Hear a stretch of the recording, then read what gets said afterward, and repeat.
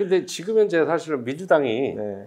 적극적으로 당 차원에서 이렇게 참여를 하거나 하진 않잖아요. 개인 의원, 네. 의원 성향에 따라서 개별 의원들이 직접 그냥 그렇죠. 네. 참여하거나 이렇게 하는데 민주당이 직접적으로 이렇게 이 퇴진 운동을 못하는 이유가 뭘까요? 저희가 그 지도부랑 소통을 해보면 네. 당론이 아직 그렇게 결정이 안 된다는 거예요. 당론이. 윤석열 퇴진이라고 하는 당론이 필요하잖아요. 그 소위 말하는 민주당 내 수박들 때문에 그런가? 뭐 그런 요인이 있겠지만 저희가 이제 뭐 직접 물어보진 않죠. 근데 이제 민주당도 이제 퇴진 촛불에 적극 참여하는 게 좋겠다는 의견을 여러 차례 이제 드리는데 아직 당론으로 그까지는 결정이 안 된다 이런 입장을 보내주세요. 근데 지난주도 그랬지만 저희 퇴진 집회를 하는 그 장소에 민주당이 당 행사를 하거든요. 그 전에 두 차례 했죠. 2월달에 했고 지난주에 했는데. 그것도 좋은 현상이라고 봐요. 어쨌든 같은 장소에서 조금 시차를 달리해서 그렇죠. 하는 거. 그렇게 하고 이제 대회 끝나고 나서는 당원분들이 촛불 집회 많이 결합하시니까. 알겠습니다. 민주당 내에서 사실은 아직까지는 이재명 대표 체제로 정비가 제대로 안 돼 있는 것 같다는 생각은 들어요. 그러다 보니까 색깔도 막 확 선명하게 드러내기가 힘들고.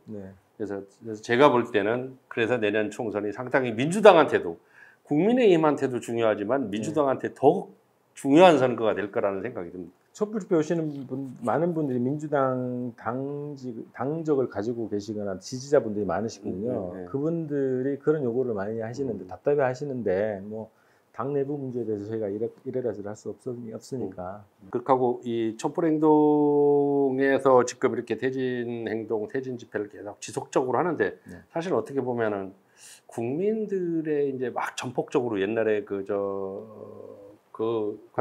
박근혜 퇴진 운동을 할 때처럼 막 그렇게 막 여러 같이 막 들불처럼 일어나지는 않거든요. 그 원인이 어디 있다고 보세요? 이건 저는 그런 생각이 들었습니다. 퇴진 집회에 대해서 비판적으로 보시거나 소극적으로 보시거나 부정적으로 보시는 그 배경에는 아까 말씀드렸던 것처럼 전 정부에 대한 평가가 있어요. 그러니까 이제 이런 거죠. 지금 수백만의 수천만의 국민들이 촛불을 들어서 정권을 교체하고 촛불 정부를 만들었는데 그 촛불 정부가 결국은 윤석열 정부를 만들어낸 거 아니냐 이런 정서와 평가가 있다는 거죠. 그게 존재하고 있는 거거든요. 그 이유 때문에 촛불 집회에 안 나오겠다고 하신 분들이 상당수 있는 걸로 파악이 돼요. 그러니까 그건 진보적인 성향을 가지고 있는 분들 중에서 그렇죠. 그러니까 그건 이해가 되는 거죠. 그쪽 측면에서 보면 그런 요인들이 작용하는 게 있고 또 하나는 이제 우리 박근혜 때랑 이제 단순 비교를 하면 안 되는 게 뭐냐면 그때는 광장이 이제 확보가 됐거든요. 그때는 시장이 박원순 시장이었어요. 박원순 시장이 그 광장 확보를 해줬어요. 온갖 방해에도 불구하고 지금은 오세훈 모신 장이 열렸던 거고 또 서초동에서 수백만 집회했지 않습니까? 그때는 문재인 정부였죠. 경찰의 탄압이 노골적이지 않았다는 거죠. 그리고 그 당시는 또 정권 말기였고 태블릿 PC라는 그 사안을 가지고 조선일보까지 돌아선 거죠. 이런 조건이 있었던 거기 때문에 단순 비교하면 안 되는 게 있고 또 하나는 촛불 항쟁의 결과가 촛불 정부의 탄생, 촛불 정부가 결과가 윤석열 정부냐? 이런 것이기 때문에 그러면 이번 촛불 결과가 그럼 또 그럴 거냐? 이런 거에 대한 질문 던지시는 분이 결국은 많아요. 이제 뭐 죽 써서 뭐 줬네? 그렇죠, 이런 꼴이 되다 보니까 지금 그래서 저희가 작년 3월달 촛불 집회 할 때부터 그런 얘기가 나온 거예요. 그래서 절대 이번에는 그러면 안 된다라는 각오를 가지고 출발한 건데 아직까지 그게 해소가 안 되는 분들이 있는 거죠. 지금 현재 제가 볼 때는 참 어떻게 보면은 그 과거에 박근혜 정권 때보다도 더 심각한 상황으로까지 막 치닫는 것 같아요. 어떻게 보면 근데 지금 아까 우리 권 대표께서 말씀하신 것처럼 이게 제일 중요한 게 아까 조선일보까지 과거에는 박근혜 정권 때는 조선일보까지도 이쪽 촛불 편을 들었잖아요. 반박으로 갔죠. 근데 지금은 이 수구 언론들이 소위 수구 언론뿐만이 아니고 수구 언론 중에서 조금 진보적인 성향을 가지고 있던 언론들까지 딱 스크럼을 짜고서 사실을 이쪽 촛불 행동 이 진영에 힘을 안 실어주는 것 같거든요. 제가 볼 땐 가장 큰 이유가 일반 국민 대중들이 잘 참여를 안 하는 이유가 거기에 그게 가장 큰 이유라고 보는데 그래서 작용을 하죠. 예, 이거를 어떻게든지 좀 이렇게 끌어내고 끌어올릴 수 있는 그런 거를 좀 방향 선회를 조금 하실 필요는 없다고 보시는가요? 노력은 하는데요. 저희가 그게 이제 근본적인 결정적인 요인이라고 판단하지 않아요. 그러니까 지금 시대는 이제 국민들이 스스로 정보를 취득하고 또 힘을 실어줘야 될 언론사들, 뭐 구몬 충청 같은 이런 언론사들 힘을 팍팍 밀어주는 방식으로 스스로 언론을 키우는 방식으로 가는 거거든요. 그래서 기성 언론들, 뭐 소위 얘기하면 뭐 개혁적인 언론사도 이 촛불 집회 보도 안 합니다. 왜곡해서 보도하거나 그래서 이렇게 거의 타락 수준으로 가는 건데.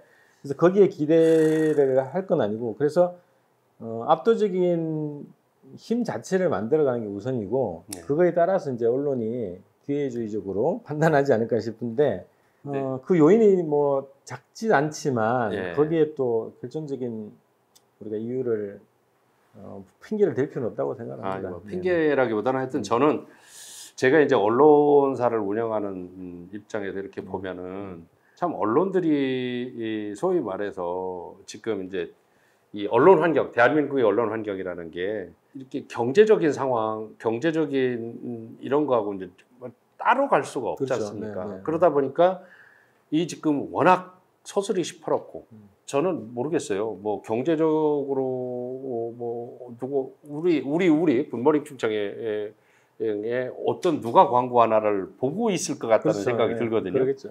뭐 그런 정도로 이제 소위 말하는 압박감 이런 걸 언론 하는 사람들이 느낄 거예요. 특히 제가 이제 우리 인터넷 신문 하는 CEO들하고 이렇게 만나서 얘기를 해보면은 저한테 뭐라고 그러는지 아십니까?